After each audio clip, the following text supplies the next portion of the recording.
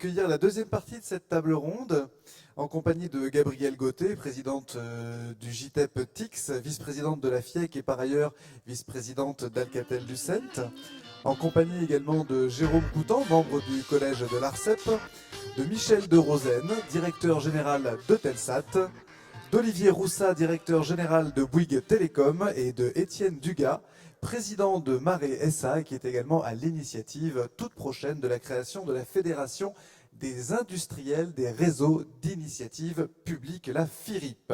Voilà, venez près de moi, s'il vous plaît. Bonjour, monsieur Coutan, bonjour, madame Gauthier, bonjour, monsieur de Rosen, monsieur Dugas, monsieur de Rousset, monsieur Roussat. Venez près de moi, j'en serais ravi.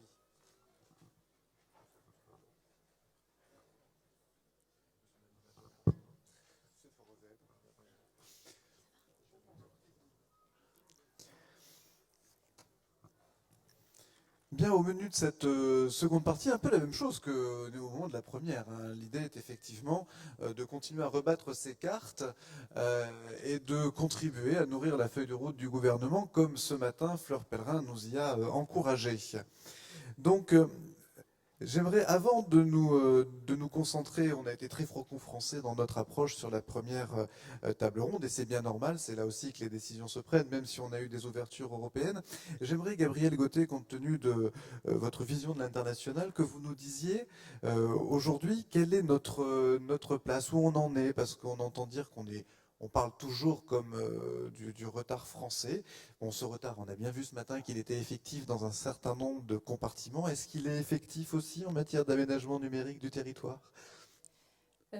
Merci de me donner la parole. Effectivement, je vais essayer de resituer ce qui se passe, ce dont nous parlons, plus globalement dans l'histoire du très haut débit au cours des 2 dernières années. Il faut quand même avoir conscience que dans cette industrie à laquelle j'ai l'honneur de participer depuis beaucoup d'années, jamais on a, au cours des 15 dernières années, eu face à de tels bouleversements que ceux que nous voyons depuis 2 ou 3 ans. Et pourquoi ? Et on est à une phase de rupture. D'abord, dans l'histoire de l'humanité, jamais aucune innovation technologique ne s'est répandue en termes d'usage aussi rapidement que les smartphones. Il a fallu 15 ans pour que la télévision arrive à atteindre 10 millions d'abonnés, il y a quelques décennies. Il a fallu 1,5 années pour que ça arrive avec les smartphones. Je ne sais pas si vous vous rendez compte de ce que ça veut dire. Dans toutes les projections que nous faisons, nous anticipons, nous constructeurs, nous industriels, nous sommes les industriels du secteur, que nous allons avoir à faire face dans les 5 prochaines années à une augmentation des débits mobiles avec un facteur de 25. Donc pour ceux qui pensent encore qu'on peut, avec des investissements, si vous voulez, incrémentaux ou petit à petit, faire face au tsunami qui nous arrive, je pense que c'est une illustration qu'on ne peut pas. Un exemple concret, au mois d'octobre dernier à New York, il y a eu le lancement de l'iPhone 5 un vendredi. Et ben, le week-end, le lundi d'après, 6% de New York étaient sur cet appareil. Ça veut dire quoi ? Ça veut dire que le public est prêt pour les services LTE et la data. Ça veut dire que les usages se répandent, l'appétence est énorme. Ça veut dire que le réseau, là, n'est plus un luxe, mais c'est une nécessité. Et je peux vous dire qu'un certain nombre de nos réseaux ne sont pas prêts à supporter ça aujourd'hui. Et c'est pas, l'histoire ne se résume pas aux terminaux et nos terminaux aujourd'hui on fait de l'email, on fait du web, on fait un peu de vidéo. Les tablettes changent tout. Avec un terminal tout seul ne peut rien. Il peut avec le cloud. Et le cloud a besoin de réseau. Donc le réseau il y a un besoin croissant de capacité. Nous avons l'année dernière mené une initiative avec Nelly Kreus pour voir pourquoi ça allait être un challenge d'atteindre les objectifs du Digital Agenda européen. Ce qui sont je vous rappelle, 100 mégabits pour 50% de la population et 30 pour la totalité, bon, au minimum. Et bien pour faire face à ces besoins de capacité, il va falloir se relever les manches. Et la question, c'est tout ceci, c'est pas un luxe, c'est un réel besoin. C'est-à-dire qu'il y a des zones du territoire qui vont avoir du mal, où ces objectifs, on va avoir du mal de les atteindre. Surtout, et dans un contexte, et Bruno Jeannet il l'a rappelé, il a raison, de difficultés. Jamais on a demandé un tel effort, si vous voulez, d'investissement au secteur, en aussi peu de temps, dans un contexte où effectivement les marges des opérateurs sont moindres, Leur capacité de financement, une étude d'A.T. Kearney anticipe une baisse du free cash flow, donc de la capacité d'investir des opérateurs privés. On sera, en Europe de l'Ouest, on sera à 44 milliards en 2010, on était à 44 milliards, en 2020 on sera à 24 milliards d'euros. Donc au moment où on a le plus besoin, où on demande pour notre pays un effort de 20, 25, 30, peu importe, milliards d'investissement d'efforts, eh ben, la capacité de financement, c'est vrai qu'elle est un peu... en berne en Europe de l'Ouest. Parce que ça se passe ailleurs. Je peux vous dire que nous, on est dans 130 pays. Cet investissement se passe dans d'autres pays ailleurs. Ça se passe toujours, alors, toujours avec un petit effort public, même aux États-Unis, hein, où on dit que c'est les grands opérateurs, bien sûr, privés qui investissent. Il y a quand même 1000 opérateurs locaux qui sont aidés par un programme avec 7 milliards. Hein, il ne faut pas l'oublier. Ça se passe en Asie. Ça se passe beaucoup en Europe de l'Est, mais parce qu'évidemment, ils leapfrog. Comme ils n'ont pas d'infrastructure cuivre qui existe, donc ils passent plus vite à l'infrastructure d'après. Ils sautent une étape, ouais. Alors, qu'est-ce qu'il faut? Il faut à la fois, oui, il faut agir sur le modèle économique, c'est-à-dire il faut optimiser les coûts de déploiement, les réduire, mutualiser. Il faut augmenter l'ARPU, bien sûr. Il faut que les opérateurs aient la capacité à faire des offres différenciées pour augmenter cet ARPU. Et je pense qu'on va y arriver. On voit dans d'autres pays où on y arrive totalement. Le consommateur est prêt à voir le plus du LTE. J'ai parlé du LTE parce que l'avenir des mobiles, c'est le fixe. Hein. Cette fibre ne va pas uniquement servir aux usages fixes, bien évidemment. Le spectre sera totalement insuffisant pour permettre d'écouler. Il va falloir offloader plus de spectre, bien sûr, mais on voit que ce n'est pas éternellement extensible. Des technologies plus efficaces comme le LTE, bien sûr, mais il va falloir des plus petites cellules, et derrière ces plus petites cellules, du backhaul. Et du backhaul, beaucoup de backhaul en fibre optique, qui va aussi, et ce LTE va aussi contribuer à améliorer l'équilibre économique du fixe. Donc je pense que c'est ça, et puis après, il faut trouver du financement, et du financement à long terme. Donc le sénateur Kratinger l'a rappelé. Sur 80% du territoire, il s'agit de reconstruire une boucle locale. C'est l'électrification de pays dont il s'agit. Faut bien voir, c'est ça. Et donc, il faut concentrer l'ensemble des moyens publics-privés. Il ne faut pas opposer public et privé. Il faut mutualiser public-privé au maximum. Il faut péréquer pour baisser le besoin d'argent public, parce que le privé tout seul n'y arrivera pas, le public tout seul n'arrivera pas non plus. Et donc, il faut arriver à faire en sorte que ce secteur soit attractif au financement, au fonds de long terme, au financement de long terme. Et c'est aussi un peu dans ce sens-là qu'il faut arriver à ce que l'Europe arrive à avoir un peu d'argent sur le Connect Europe Facility, et les project bonds peuvent aussi, les outils européens peuvent aussi être un outil. Voilà. On soulignait effectivement cette carence en financement de long terme. Ce matin avec Marie Ekland de France Digital, on a souvent ce qu'il faut pour amorcer, et d'ailleurs ça fait partie des règles des fonds européens d'être là pour initier et amorcer, mais le regard à long terme nous échappe un petit peu en matière de financement. Merci pour cette vision à la fois historique et géographique. On va revenir vers vous. Jérôme Coutan, l'ARCEP aujourd'hui est le régulateur de ces questions-là. Vous êtes aujourd'hui destinataire de l'ensemble des SDAN qui émanent des territoires. Laissons pour l'instant de côté les questions essentielles de financement et le regard qui a été proposé par Gabriel Gauthier. Regardons les SDAN, qu'en est-il aujourd'hui? Est-ce que vous décelez des grandes tendances? Est-ce que finalement la fibre est la règle et le mix l'exception, comme le disait tout à l'heure Cécile Duflot, ou bien est-ce plus compliqué? C'est forcément plus compliqué que ça. Merci de me donner la parole également. Alors, les schémas directeurs, c'est évidemment un exercice finalement assez récent en France. D'ailleurs, il a fallu attendre 2009 pour que l'État se dise que ce sujet-là méritait qu'il y ait des schémas directeurs. C'est-à-dire un travail de planification stratégique. C'est un peu surprenant. Ça montre aussi que sur ces questions d'aménagement numérique et d'intervention de l'État, il y a eu toutes ces années, les années 2000 en gros, de prise de conscience, Gabriel Gauthier l'a rappelé, prise de conscience par l'État que c'était un sujet d'infrastructure essentielle sur lequel l'État et les collectivités locales, qui d'ailleurs le faisaient spontanément, devaient se mobiliser. Alors le schéma directeur, c'est un travail qui a été donc intégré, qui a été officialisé en quelque sorte par la loi Pinta, et l'ARCEP a été chargé de suivre l'avancement de ces schémas directeurs. Ça aurait pu être la DATAR, ça aurait pu être une autre entité de l'État. On le fait bien volontiers, et d'ailleurs c'est très intéressant parce que ça permet de suivre à la fois l'ambition et la manière dont les collectivités locales se positionnent sur ce sujet. Le bilan, Emmanuel Berthier, le délégué, l'a mentionné, il y a effectivement une soixantaine de schémas directeurs qui ont été achevés, c'est-à-dire une première phase. Ce qui est aussi intéressant de montrer, c'est qu'il y a pratiquement 100% des départements qui ont commencé le travail. Donc il y a 97 schémas directeurs qui ont été annoncés à l'ARCEP par les départements. Sur ces 97 schémas directeurs engagés, il y a 76 conseils généraux qui sont maîtres d'ouvrage, et les autres, ce sont des régions, donc d'autres départements, mais sous la maîtrise d'ouvrage des régions. Il y a une dizaine de régions, il y a 10 régions plus précisément, qui pilotent ça. Au plan qualitatif, juste un petit retour, c'est intéressant parce que j'ai regardé ça de plus près avant de venir. Il y a, sur un échantillon d'une cinquantaine de schémas directeurs, l'ambition est de 2 millions de prises fibre optique, donc FTTH, à un horizon de 5 ans.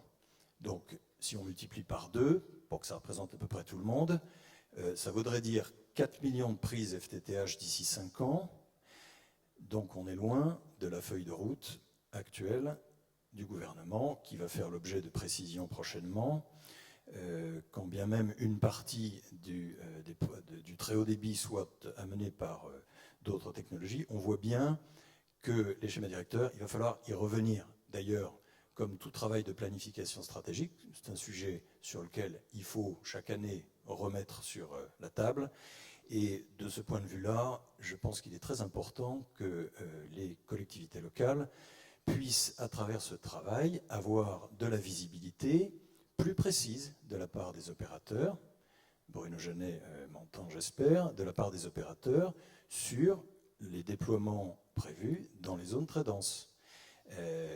Parce que c'est quand même difficile pour une collectivité locale d'être d'une part chargée de cette planification stratégique et de ne pas savoir quand la partie la plus dense du territoire va être déployée avec un calendrier qui est celui qui, pour le moment, annoncé par les opérateurs. Donc, au-delà du conventionnement dont on parle beaucoup, je pense que le schéma directeur qui figure dans la loi est vraiment l'outil de référence, la pierre angulaire, qui va permettre aux collectivités locales d'avoir ce pilotage stratégique dans la durée. Deuxième idée, je pense qu'il est important aussi que les autres technologies que la fibre soient intégrées dans ces schémas directeurs.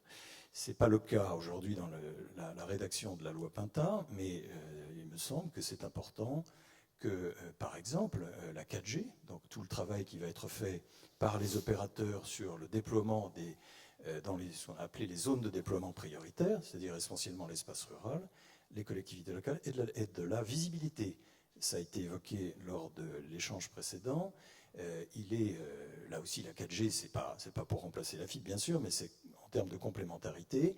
Il est très important que les réseaux de collecte, et puis d'ailleurs les réseaux de collecte qui préparent la desserte très haut débit, puissent finalement aider les opérateurs à accélérer le déploiement de la 4G. Et puis peut-être le VDSL. Donc, ce que je veux dire, c'est que le schéma directeur, cette première phase qui a fait l'objet de beaucoup de travail de tout le monde, elle est très bien, mais maintenant, je pense qu'il va falloir retravailler dessus pour à la fois se caler sur l'ambition gouvernementale qui sera sans doute clarifiée très prochainement. Ça veut aussi dire que la question des financements doit être clarifiée, et puis l'aspect technologique qui doit faire l'objet de plus de visibilité de tout le monde, non pas pour forcer les opérateurs à faire ceci ou cela, mais ce travail ce grand défi français dont on parle depuis maintenant un certain temps, enfin quelques heures aujourd'hui, il va falloir que tout le monde donne de la transparence. Derrière cette idée de transparence, derrière ces schémas, on a de la planification, de la lisibilité. On pourrait se dire que ça joue dans le bon sens pour imaginer d'attirer des investisseurs, de quelque nature que ce soit. Je crois qu'aujourd'hui, on a toujours un réflexe d'investisseur public. À un moment donné, on se dit, tiens, ces réseaux sont potentiellement aussi des centres de profit à moyen et long terme.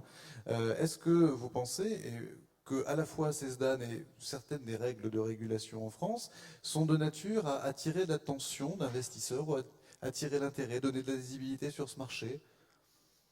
Oui, Gabriel Gauthier avait évoqué cette question très importante des financements face à des projets qui sont des projets de long terme, à rentabilité évidemment différée. les financements actuels, tant des collectivités locales que du côté de l'État, bon, le grand emprunt est un financement de long terme, incontestablement, mais la somme, j'ai toujours été très surpris, qui est aussi peu, c'était le financement parfait, en fait, pour accompagner les collectivités locales sur des projets à rentabilité extrêmement différée. C'est un business d'infrastructure.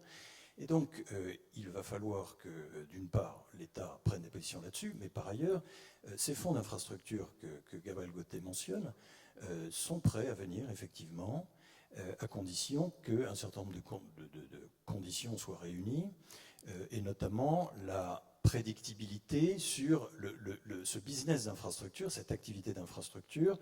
Une des questions qui se posent, c'est la concurrence entre le cuivre et la fibre au bout de 10 ou 15 ans. C'est une question qui est adressée par le gouvernement, elle le sera aussi par le régulateur, bien sûr. Donc je suis relativement confiant sur le fait que si les opérateurs, pour des raisons que l'on peut tout à fait comprendre, considèrent qu'ils ne peuvent pas dégager des moyens d'investissement à la hauteur du rythme auquel la puissance publique le souhaite, c'est-à-dire en gros 2 millions et demi de prises par an, si les opérateurs privés pensent qu'ils n'ont pas cette capacité, il va falloir trouver les moyens pour que les fonds long terme, les fonds d'infrastructure viennent. C'est une question qui est ouverte, je n'ai pas de réponse, mais je pense que... Et quant au régulateur, son rôle, c'est évidemment de donner de la prédictibilité sur tout cela. Et la prédictibilité, ça veut dire que les décisions que l'on prend, par exemple, sur le prix de la paire de cuivre ou sur la manière dont sont déployées la fibre optique, ces règles, comme ça a été dit avant, ne doivent pas varier tous les ans. Donc il faut garder des caps. L'ARCEP fonde toutes ses décisions sur des calculs économiques, des modélisations. Et l'idée, c'est pas de complexifier les choses, c'est de trouver des bonnes raisons de garder des caps. Voilà. Et les investisseurs aiment la prédictibilité. Les collectivités locales ont besoin aussi de prédictibilité. Gabriel Gauthier, une réaction sur cette question de l'investissement ?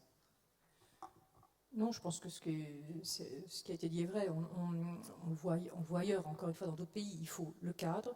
Il faut faire ça. C'est vrai qu'il y a un hiatus entre la capacité de financement public plus privé toute seule du secteur, et donc il faut trouver un autre moyen. Donc, et pour attirer des investisseurs de long terme, il faut un cadre de long terme, quelque chose, je suis tout à fait d'accord, il faut quelque chose de long terme, donc des contractualisations de long terme. Il faut une visibilité de ce qui se passe, et beaucoup de choses dépendent d'une vision politique, en fait, de cadencement dans le temps. Il n'y a pas de raison non plus que les zones les moins denses soient équipées en dernier, puisque elles se transforment, les zones suburbaines se transforment, en fait. Le business plan dans les zones suburbaines, là encore, je m'appuie sur ce que je vois aux États-Unis, je m'appuie sur ce que je vois, les zones suburbaines se transforment vite, parce qu'elles ont en général du plus mauvais cuivre, ou elles ont un débit de moins bonne qualité. Et donc le business model d'une zone suburbaine n'est pas forcément moins bon, a priori, que celui d'une zone dense. Donc voilà, il faut un cadencement, quelqu'un qui fixe le cap dans un contrat de long terme avec les opérateurs privés et publics, et concentrer, je pense, l'ensemble des moyens publics-privés sur un même effort collectif pour construire cette infrastructure. Merci beaucoup. On était très très enracinés sur le long terme, mais il y a des choses possibles à court terme en matière de technologie. On a parlé effectivement de mix, d'alternatives, de technologies qui peuvent contribuer à une montée en débit sans obérer le développement des technologies de fibre optique. Michel de Rosen, directeur général d'Eutelsat, littéralement tombé du ciel, puisque vous êtes aujourd'hui un opérateur Internet par satellite. Aujourd'hui, comment vous vous positionnez dans ce débat, sachant que vous avez lancé l'an dernier le premier satellite à vrai haut débit, enfin en tout cas dont vous avez même augmenté la puissance en cours d'année. Dites-nous comment vous vous positionnez dans ce débat. Le micro marche ? Il marche. Si vous le permettez, moi je voulais partager avec vous quelques chiffres, quelques idées, et j'espère que c'est autorisé. J'ai même prévu de projeter quelques éléments. Donc, j'ai une collègue qui est en régie et qui normalement va nous projeter ce que je voulais partager avec vous. Je voulais en fait partager 5 messages. Le premier message, il est banal, il est de dire que la révolution numérique, c'est maintenant et c'est pour tous. Les assises que vous organisez ici, elles sont organisées parce que tout le monde veut être connecté. C'est maintenant pour un individu, pour une famille, pour un village, pour une ville, pour un département, pour une entreprise. C'est devenu non pas quelque chose de souhaitable, mais quelque chose de vital. Le chiffre que j'espère vont apparaître maintenant sous vos yeux ont pour but de vous montrer les progrès extraordinaires qui ont été accomplis en un nombre d'années qui n'est pas considérable. Prenons le cas concret de quelqu'un qui reçoit un email ou qui veut envoyer, disons, un email avec 10 photos en pièces jointes. Quand cet usager avait 56 kilobits par seconde, ça prenait 25 minutes. Ça prenait 25 minutes. On a oublié, mais on a connu ça pourtant, enfin, les gens âgés comme moi en tout cas. Quand on est passé à ce qui s'appelait à l'époque le haut débit, les chiffres que je vous présente, je les ai tirés d'un rapport du guide pratique des communications électroniques du Conseil national de la consommation. Ça date de septembre 2008. Donc, je veux dire, ce n'est pas de la publicité Eutelsat, c'est un organisme respectable. Quand on était donc à l'époque 512 kilobits, c'était considéré comme le haut débit et il fallait 2 minutes 30 secondes, c'est-à-dire 10 fois moins. Quand on passe au haut débit à 10 mégabits par seconde, c'est 8 secondes. On passe donc de 150 secondes à 8, c'est-à-dire presque 20 fois moins. Quand on passe ensuite à 50 mégabits par seconde, c'est 2 secondes, et 100 mégabits par seconde, c'est 1 seconde. Et le deuxième exemple qui apparaît sous vos yeux, c'est celui où il s'agit de télécharger un album de musique de 60 minutes. Je ne vais pas vous embêter à vous lire les chiffres qui apparaissent sous vos yeux. Le but de ces chiffres, c'est de vous montrer combien de progrès ont été faits et combien les progrès qui restent possibles sont en fait beaucoup plus faibles que les progrès déjà accomplis. Puisqu'on est passé, encore une fois, dans l'exemple que je vous citais, de 25 minutes à 8 secondes ou 2 secondes. Et quand on est à 2 secondes, on peut évidemment passer à 1 seconde, une demi-seconde, mais on ne peut pas faire moins 5 secondes ou moins 10 secondes. Donc, les progrès déjà accomplis sont colossaux. Mon deuxième message, c'est que, bien entendu, le très haut débit pour la France de l'avenir est un objectif formidable, mais il ne faut pas que ce soit aux dépens du haut débit pour la France d'aujourd'hui. Alors, monsieur le régulateur, je me suis permis de voler des chiffres dans le dernier rapport de l'ARCEP. Donc, ça vient de l'ARCEP, il n'y a pas mieux. Et voilà ce que disent ces chiffres. Ils montrent que 0,9% des lignes téléphoniques ne sont pas éligibles à la DSL et donc ne permettent qu'un filet minuscule. 10,7% des lignes permettent un débit de moins de 2 mégabits. 14,9% des lignes donnent un débit compris entre 2 et 4 mégabits. 16,1% entre 4 et 8 mégabits et 57,5% plus de 8 mégabits. Qu'est-ce que ça veut dire? Ça veut dire qu'il y a encore un très grand nombre de Français qui n'ont pas encore le haut débit. C'est bien de parler du très haut débit, mais le haut débit, beaucoup de Français ne l'ont pas encore. Alors, nous, Eutelsat, qu'est-ce qu'on fait dans ce contexte-là? Nous avons lancé l'année dernière, vous l'avez dit, un satellite formidable qui s'appelle KSat. Ce satellite, nous en sommes très fiers. D'abord parce qu'il est innovateur. C'est un satellite multifaisceau qui a donc de ce fait une puissance plus grande que les autres satellites. C'est le plus puissant satellite d'Europe. Il est français, il a été construit à Toulouse par Astrium. Et il a été complètement autofinancé. On n'a pas demandé un sou à la puissance publique. Cet instrument, ce satellite est un formidable instrument de lutte contre la fracture numérique et de lutte contre la dictature de la distance. En effet, avec ce satellite, un individu peut avoir jusqu'à 18 mégabits en bande descendante et une entreprise jusqu'à 50 mégabits. Et donc, avec ça, vous pouvez faire beaucoup. C'est donc le deuxième message.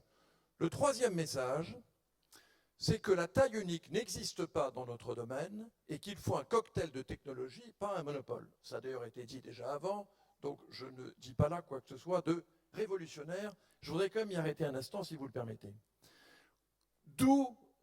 Sur quoi repose notre avenir?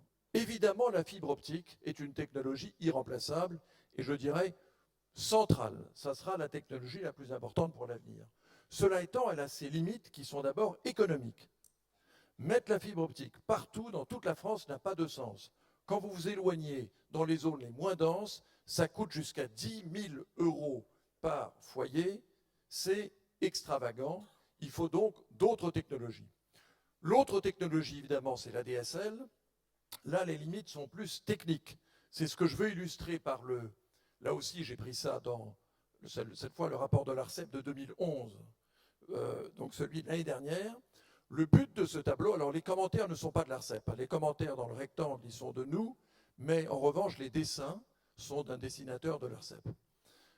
Ce que montre ce tableau, ce que j'ai voulu illustrer ici, c'est le fait que plus l'usager est loin du centre et moins la qualité de la connexion à Internet est bonne, et plus à ce moment-là le recours à d'autres technologies se justifie. Donc l'ADSL est fondamental, mais lui-même a ses limites. On parle beaucoup de la 4G. La 4G elle-même ses limites aussi, même si elle est porteuse de légitimes espoirs. D'abord, elle prendra du temps à déployer. Ensuite, la couverture intégrale est impossible. Troisièmement, le débit en bord de couverture sera beaucoup plus faible que le débit théorique. Quatrièmement, le débit du LTE devra être partagé avec les utilisations mobiles, comme le disait d'ailleurs tout à l'heure le sénateur.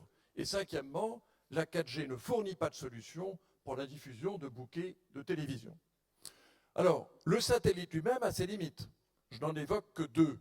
L'une est la latence, qui fait que si vous êtes un joueur frénétique, eh bien, vous avez ce problème qui fait que le satellite n'est pas la meilleure solution pour vous. Puis la deuxième limite, c'est que le satellite, il ne peut, même notre satellite, il ne peut servir qu'1,5 million de foyers. Donc il ne peut pas en servir plus. Et je dis ça pour toute l'Europe. Donc il en faut plusieurs si on veut couvrir beaucoup de millions. Bref, il faut jouer la complémentarité des technologies, et dans cette complémentarité, les satellites ont leur rôle à jouer. J'ai presque fini. Je vais passer un quatrième message avec, si vous le permettez, un peu d'humour sur l'actualité.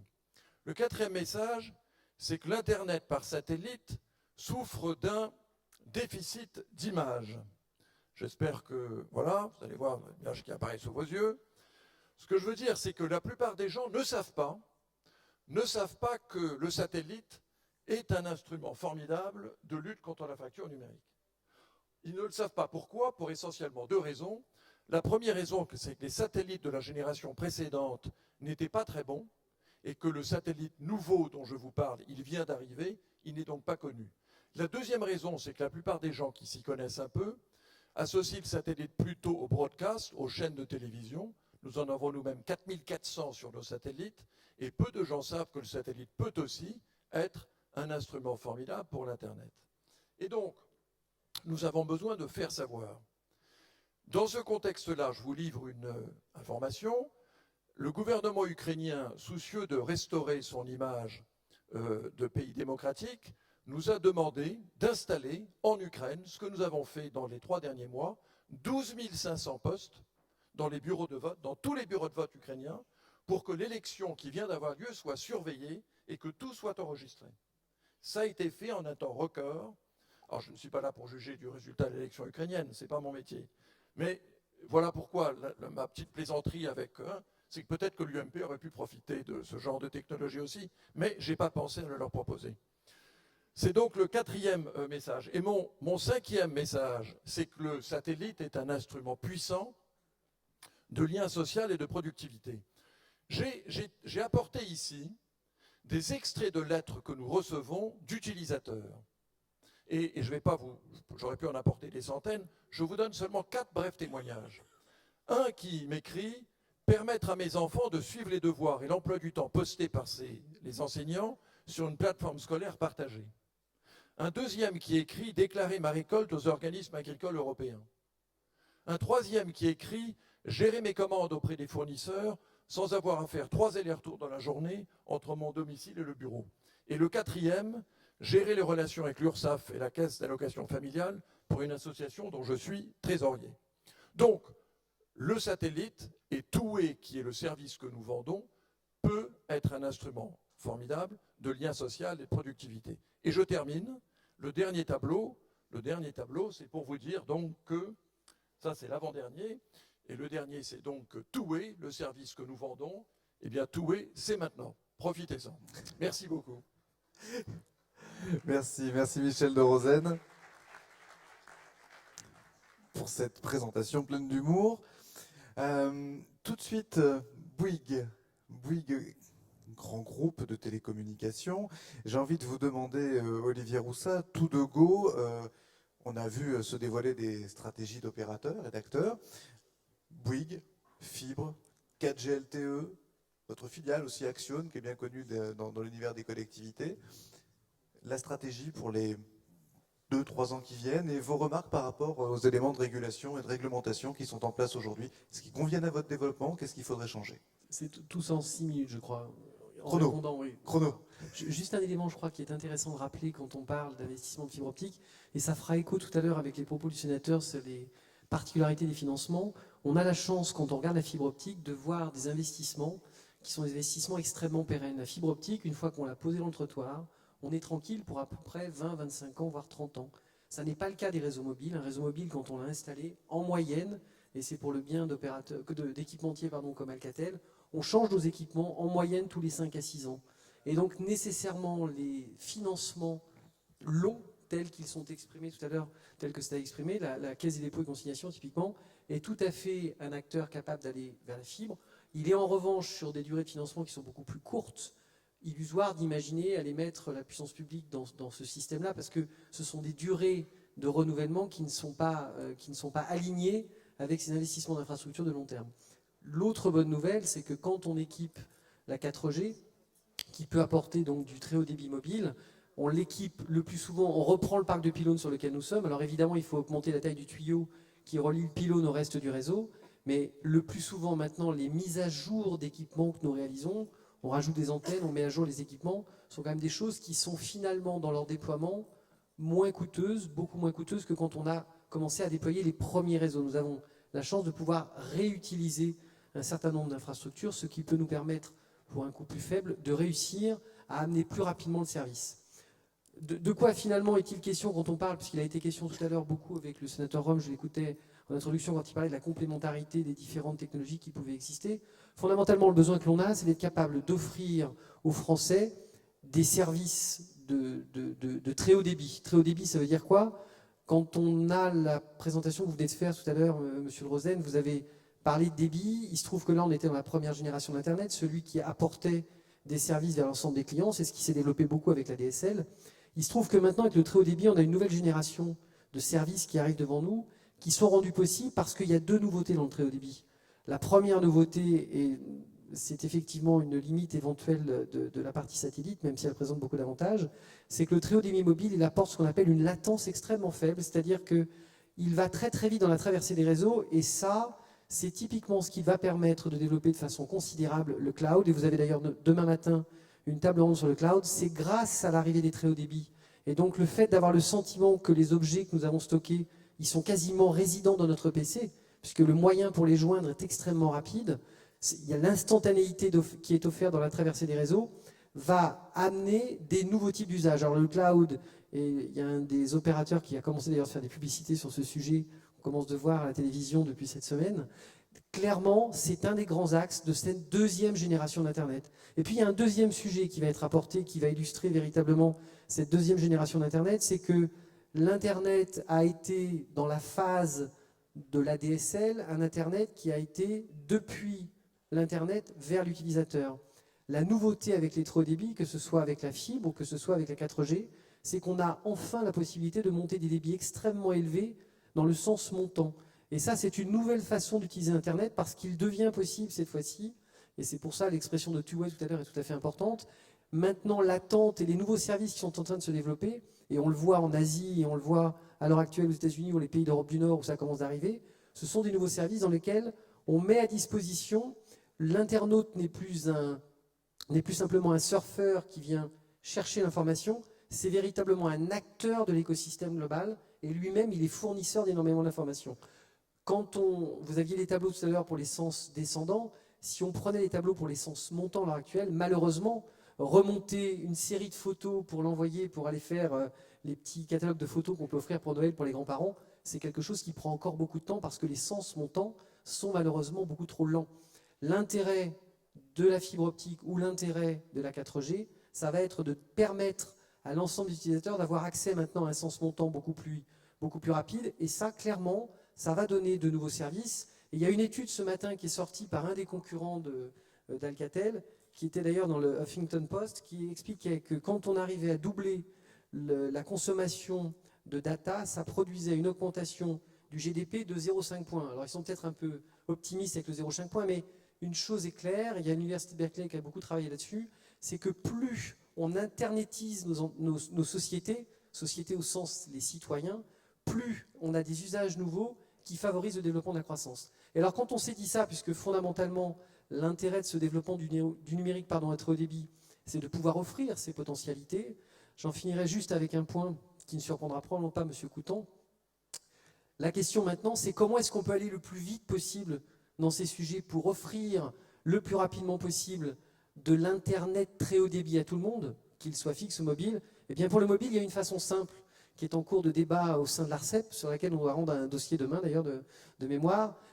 Permettons aux opérateurs d'utiliser les fréquences dont ils ont déjà bénéficié par le passé, qui sont les fréquences 600 MHz, et ouvrons-les, comme dans 14 pays d'Europe, ça a déjà été fait, pour permettre aux opérateurs d'apporter la 4G en France extrêmement rapidement, de façon importante, dès l'année 2013.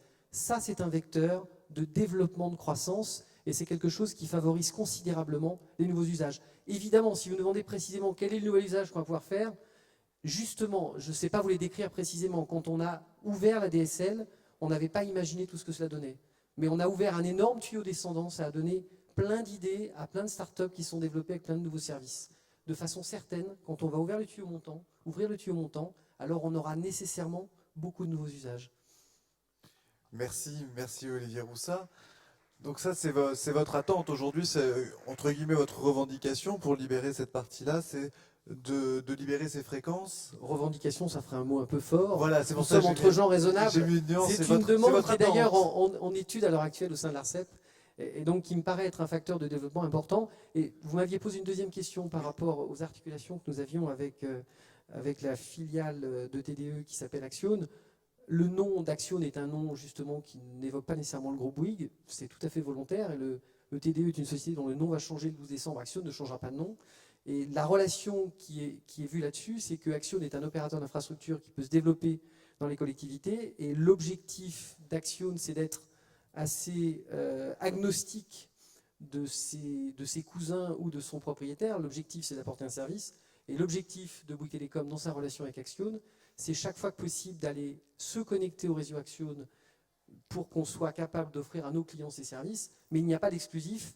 Il y avait tout à l'heure quelqu'un de Covage. Clairement, nous allons aussi nous connecter à Covage. Et notre attente sur ces sujets-là, c'est que nous ayons les RIP les plus larges possibles, les plus grands possibles, pour qu'il soit plus simple d'aller s'interfacer en permanence au niveau de chacun de ces réseaux. Parce que ce qui nous intéresse, c'est de pouvoir y donner accès à nos clients pour apporter les services qui vont derrière.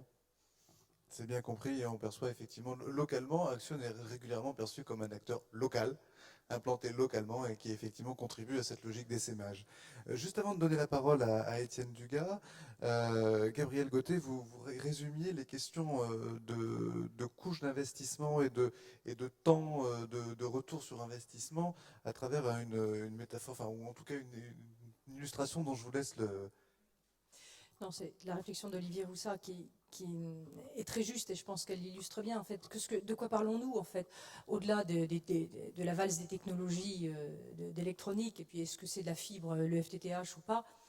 Quel que soit le réseau d'infrastructures, il y a quand même trois couches très distinctes. La première, qui est une couche d'infrastructures passives, de fourreaux, qui souvent... et puis là, de la fibre, c'est à nouveau à reconstruire de la fibre passive dans le réseau, c'est l'électrification du pays. Cette première couche, en fait, elle est là, comme dit Olivier, pour rester Elle a une durée de vie de 30 ans. Enfin, c'est la nouvelle boucle locale. Au-dessus, il y a l'électronique. Malheureusement ou heureusement, c'est vrai qu'il y a la valse de ces technologies. Et l'électronique, c'est tous les 5. Elle ne coûte pas très très cher, malheureusement aussi, parce que je suis aujourd'hui coincée dans cette deuxième couche. Et elle fait tous les 5 à 7 ans. Elle doit être renouvelée. Il y a une valse des technologies d'accès. Aujourd'hui, c'est le LTE. Demain, on évoque déjà la 4G, etc., l'électronique. Et la troisième couche, c'est les services, l'Internet, c'est les Google, la GAFA-BAM, etc., Google, Amazon. Et elles ont des caractéristiques très différentes. La première est très locale, elle a une durée de vie très longue, elle a besoin de financement de long terme. La deuxième, elle a 5 ans, elle ne peut pas être financée de la même façon. Et elle devrait être européenne, au minimum. Hein. La première est très locale. La deuxième, il faut, quand on dit qu'on a des opérateurs qui sont trop petits, qui devraient être, ils devraient pouvoir effectivement être européenne. Et la troisième est mondiale. Donc, et devrait être aussi locale, parce qu'on doit aussi avoir du contenu local, avec des business models qui sont encore peut-être plus volatiles parfois. Et donc, c'est très difficile de trouver du financement de ces 3 couches identiques. C'est pour ça qu'on a besoin, et c'est aujourd'hui qu'on doit reconstruire cette première couche qu'on n'a pas finalement eu tellement à construire jusqu'ici au cours des 15 dernières années. C'est la première fois qu'on a l'électrification du pays, 30 milliards d'euros, c'est essentiellement cette première couche, plus les 2 autres. Mais comme Olivier le rappelle gentiment, moins cher les 2 autres, effectivement. Qu'il faut qu'on trouve, qu'on attire ces financements long terme. Oui, en effet, ça fait très longtemps que ces types de financements n'ont pas eu à s'épanouir sur le sol français et qu'on ne s'est pas lancé dans de tels chantiers. Et d'ailleurs, quand on leur pose la question, parce qu'ils ne connaissent pas notre secteur, ces fonds d'infrastructure, les télécoms, c'est de l'infrastructure. Et dans les rankings internationaux, ils la rankent en 10e position, derrière l'énergie, les transports, etc. Très clairement, comme objectif d'investissement. Donc je pense que c'est un enjeu pour notre secteur globalement, de faire en sorte qu'il s'y intéresse. Merci beaucoup, Gabriel Gauthier. Donc on va aller sur la première couche avec Étienne Dugas. Étienne Dugas, qui est le président de Marais SA. Je dis ça en taquinant, mais Marais SA est un des leaders mondiaux de la microtranchée et de la pose de fibre optique dans des conditions environnementalement favorables et dans un vrai confort. Pour les administrés, les citoyens, les usagers de la rue et de la route. Je vous invite à découvrir cette société. Vous nous en direz juste un petit mot sur son positionnement et sa place dans le monde.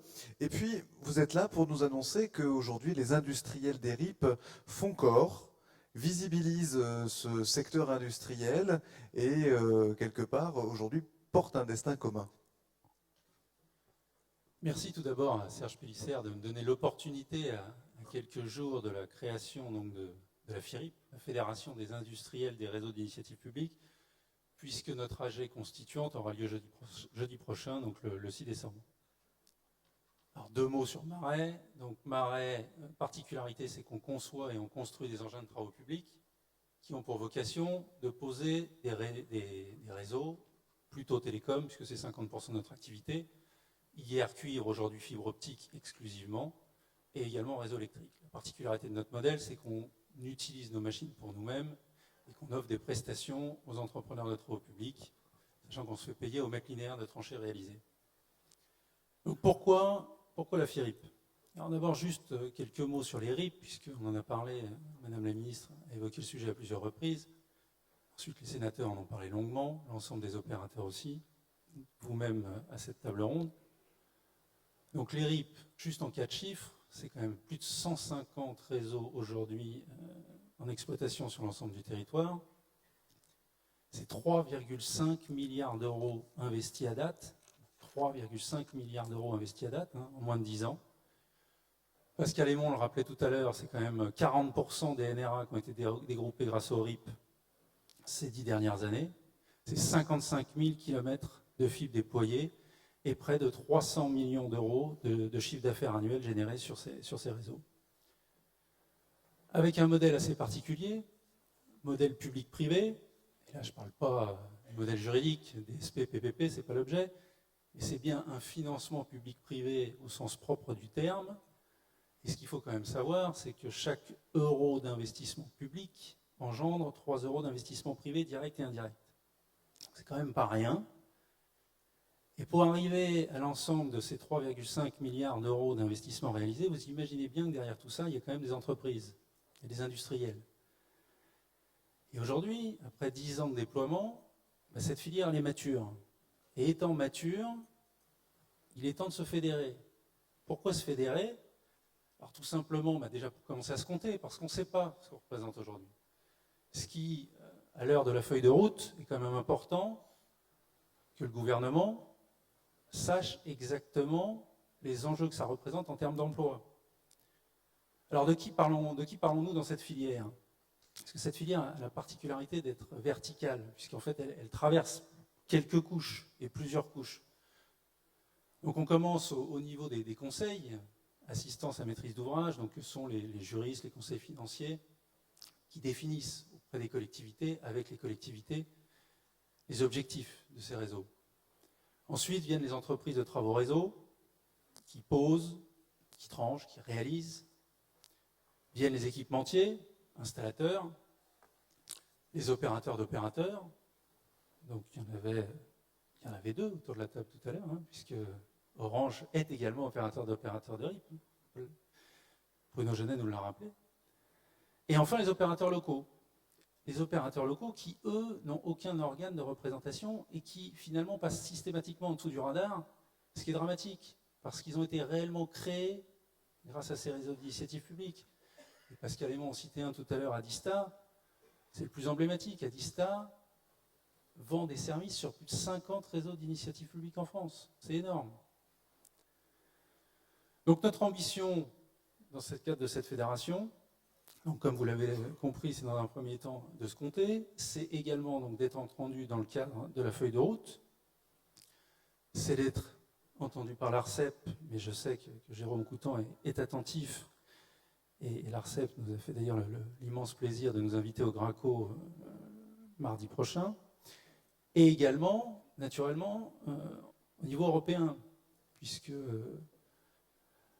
M. Toubon le rappelait ce matin, il ne faut pas oublier que 80% des décisions nous concernant se passent quand même à Bruxelles. Donc il est également important de peser au niveau européen. Dans nos problématiques, la problématique essentielle, et Bruno Genet le rappelait tout à l'heure, c'est la visibilité.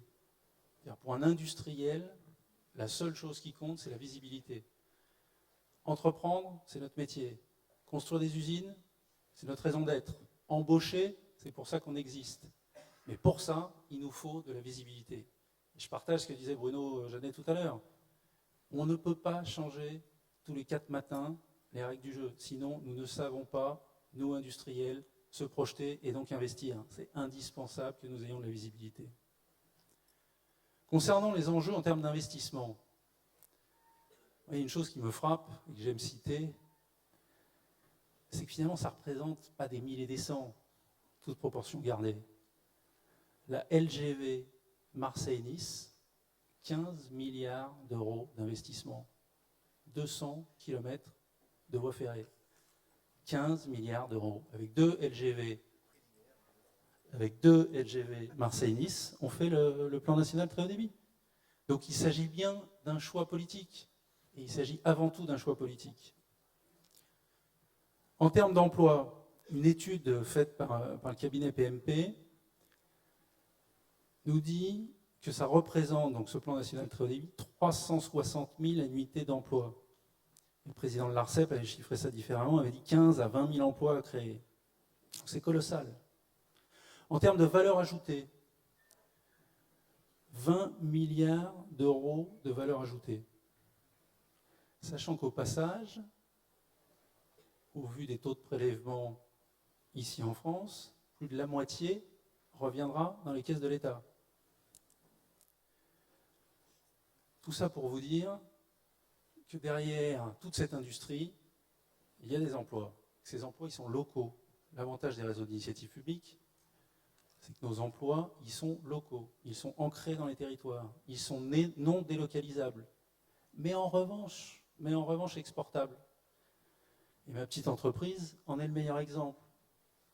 Et Gabriel Gauthier me faisait l'immense bonheur de me rappeler tout à l'heure qu'il nous a croisés en Nouvelle-Zélande.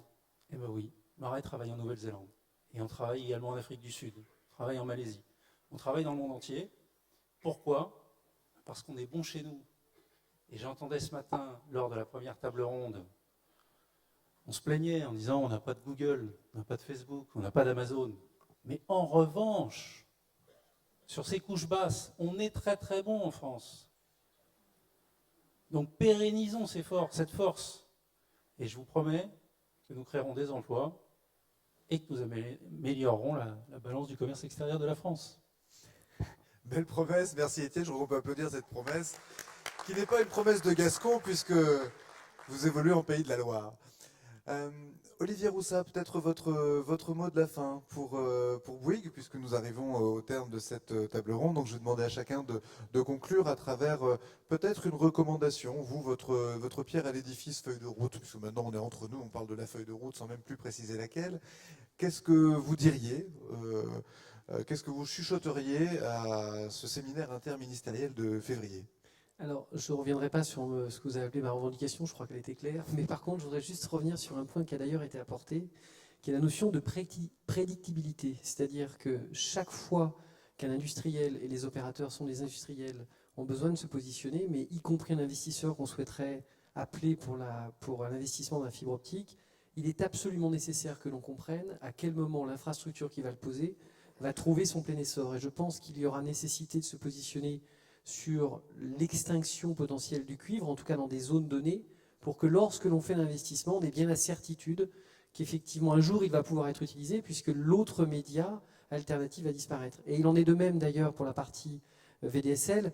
C'est effectivement tout à fait important d'essayer d'apporter le plus de débit possible à chacun des citoyens, mais dans le même temps, il est bien clair que si on donne du VDSL de façon très large, alors c'est autant de possibilités en moins d'aller faire migrer les clients vers la fibre optique, parce que la fibre optique, elle a un inconvénient majeur. Quand on fait de l'ADSL ou du VDSL, vous arrivez chez vous, et vous prenez une petite prise que vous mettez dans la prise téléphonique et vous avez le service. La fibre optique, pourquoi est-ce qu'elle ne se déploie pas plus vite chez les Français, par exemple en Ile-de-France, qui sont déjà largement équipés? Mais parce qu'il y a un effort à faire, il faut aller prendre le raccordement sur le palier, percer le mur, venir avec une pistolet à colle, venir tirer la fibre jusqu'à la télévision.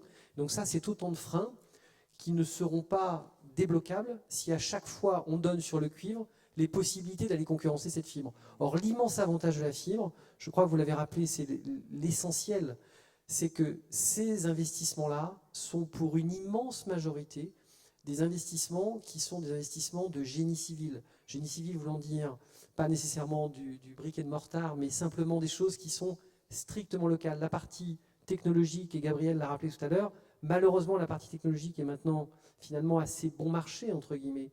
Mais l'essentiel de ces travaux, c'est des travaux complètement locaux qui ne peuvent donner que de l'emploi localement. Et donc, cette prédictibilité pour les investisseurs en leur disant, écoutez, le cuivre, on pense l'arrêter à tel moment, c'est quelque chose qui pourra attirer beaucoup plus facilement les investisseurs et donc créer de l'emploi dans ce secteur, un emploi non délocalisable. Et à ce titre d'ailleurs, il sera très intéressant de suivre l'expérimentation de Palaiseau dans laquelle on va justement éteindre le cuivre pour voir comment les Français se mettent au FTTH, comment est-ce qu'ils intègrent la façon dont on l'installe chez eux et qu'est-ce qu'il faut qu'on fasse pour leur simplifier encore plus la vie pour qu'ils y viennent. Voilà. Merci beaucoup Olivier, il est 16h14. L'un d'entre vous a-t-il le souhait d'apporter un mot de la fin ou bien puis-je clore cette table ronde? Jérôme Coutan. Ça marche. Oui, juste un petit mot sur la question technologique. Pour ne pas passer pour ce que nous ne sommes pas, c'est-à-dire des fanatiques de la fibre optique, il y a par définition une obligation de neutralité technologique du régulateur. Donc, oui, bien sûr, il y a des urgences, il faut les traiter, mais ce n'est pas le rôle de l'ARCEP de dire ce qui est bien ou ce qui n'est pas bien pour les collectivités territoriales. Je pense que c'est aux collectivités, précisément, dans le cadre de leur réflexion de planification stratégique, de définir les priorités, les urgences et d'apporter les réponses technologiques. Il y a, du côté de l'ARCEP, un travail qui a été fait sur la montée en débit sur le réseau cuivre. On ne régule pas les réseaux satellites, mais en revanche, le réseau cuivre, on le régule. Et donc, on a demandé à l'opérateur historique de mettre à la disposition des collectivités qui le souhaitent, dans certaines conditions, cette boucle locale cuivre pour pouvoir monter en débit et un certain nombre d'opérations techniques. Deuxième idée, l'Internet mobile. On est absolument convaincu à l'ARCEP que ça va être une rupture dans les usages. Évidemment, ce n'est pas nous qui allons imaginer quels vont être les usages de demain, mais chacun de nous voit bien que, à titre individuel, les usages se transforment de jour en jour. Et donc la 4G est incontestablement un moment très important. Si l'ARCEP peut accélérer ce qui a été évoqué par Olivier Roussat, on le fera bien volontiers. Il y a juste des questions concurrentielles extrêmement compliquées qui se posent. Et puis une troisième idée, évidemment l'ARCEP, la régulation, c'est pas révélé. Elle ne nous est pas révélée. La régulation, c'est une vision à un moment donné de l'État, du gouvernement, du Parlement. La Commission européenne aussi donne des orientations. Et l'ARCEP le met en musique. Alors ça ne nous empêche pas d'avoir des idées, bien sûr. Et cette vision sur la fibre optique, ça a été vraiment partagé par le Parlement, qui a été même inscrite dans différentes lois, c'est que cette nouvelle boucle locale optique, elle doit être mise à la disposition de tout le monde. Il n'y a pas de question. On ne peut pas dire, on ne peut pas décider qui l'a et qui ne l'a pas. Donc ce que fait l'ARCEP, c'est de faire en sorte qu'elle soit à la disposition de tout le monde. Et ensuite, l'idée qui a présidé à tous les travaux, c'est qu'il fallait que ce soit partagé entre tous les investisseurs, entre tous les opérateurs. Il ne fallait pas recréer des monopoles locaux. Voilà, je voulais juste terminer là-dessus. Merci. Et bien sûr, on peut ajuster la régulation. Elle n'est pas ad vitam aeternam. On peut l'ajuster si ça ne fonctionne pas. Là aussi, c'est au Parlement,